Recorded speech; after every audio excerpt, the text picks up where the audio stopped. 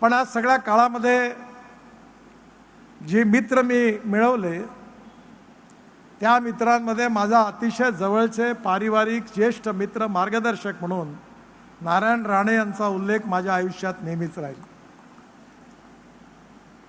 आताच मंत्री म्हणून त्यांनी काम केलं, जेव्हा मुख्यमंत्री म्हणून काम केलं तेव्हा मुंबईमध्ये 55 उड्डाणपूल बांधणं, मुंबई पुणे एक्सप्रेस हायवे पूर्ण होत होता, वरळी बांद्रा सीलिंगचं भूमिपूजन त्यांच्या हस्ते झालं होतं. बाळासाहेब ठाकरे होते, प्रमोद महाजन होते, त्या कार्याचा शुभारंभ त्या काळात झाला होता.